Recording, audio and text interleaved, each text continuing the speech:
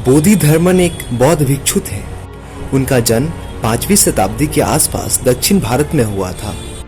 ये पल्लव राज्य के राजा सुगंध के तीसरे पुत्र थे। पहले के जमाने में कहते थे ना कि राजा का बेटा ही राजा बनेगा, मगर बोधिधर्मन के साथ ऐसा कुछ भी नहीं हुआ। वो बचपन से ही बौद्ध धर्म के शिक्षाओं से प्रेरित थे और इसीलिए वो छोटी सी उम्र में ही अपने राज्य को छोड़कर बौद्ध भिक्षु बन गए।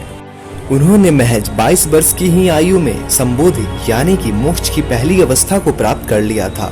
बोधिधर्मन ने ही चीन, जापान और कोरिया में बौद्ध धर्म की प्रचार प्रसार किया था। 520 से 526 ईस्वी में चीन जाकर उन्होंने चीन में ध्यान संप्रदाय की नींव रखी थी। अब बात करते हैं बोधिधर्मन के कुछ ऐसे इतिहास के बारे में जिन्हें शायद हम नहीं जानते थे। जी हाँ दोस्तों, कुंफू, जो कि चीन की सबसे प्रचलित मार्शल आर्ट में शुमार है। कुंफू का नाम सुनते ही शायद हमारे दिमाग में चीन या फिर ब्रूस ली का नाम आता होगा। बेशक ब्रूस ली ने कुंफू को एक नेक्स्ट लेवल पर रिप्रेजेंट किया है, मगर मैं आपको बता दूं कि चीन को मार्शल आर्ट और कुंफू जैसी विद्या बोधिधर्मन ने ही सिखाया था।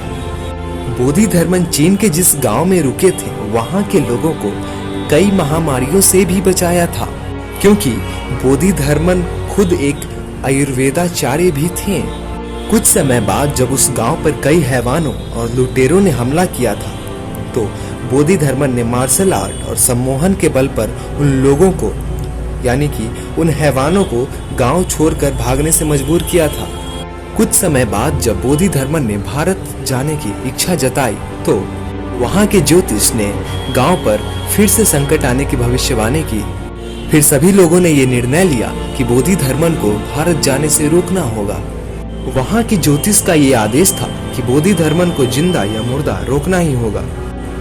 अंत में गांव वालों ने बोधिधर्मन के भोजन में जहर डाल दिए, मगर बोधिधर्मन को इस बात की भनक लग जाती है कि उनके भोजन में जहर मिला हुआ है, मगर ये जानते हुए भी वो इस भोजन को ग्रहण कर लेते हैं, क्योंकि गांव वालों का ऐसा मानना था कि बोधिधर्मन को अगर उस गांव में दफनाया जाए तो उनका गांव हमेशा के लिए संकट से मुक्त हो जाएगा।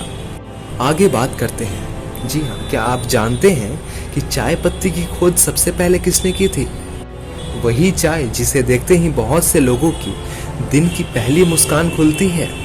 जी हाँ, उसी चाय की खोज भी बोधिधर्मन ने ही किया था। जब बोधिधर्मन अपने एक शिष्य के साथ हिमालय पर थे, तब उन्हें एक अलग किस्म की पत्ती दिखाई दी।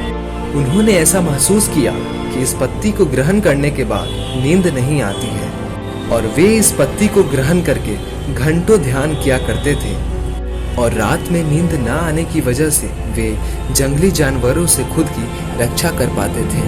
तो इस प्रकार से चाय की खोज हुई। जी हाँ दोस्तों, उम्मीद है मैं आपकी नॉलेज में कुछ हेल्प कर पाया हूँ। तब तक के लिए खुद का ध्यान रखिए। मिलते हैं अगले वीडियो में। Bye, take care.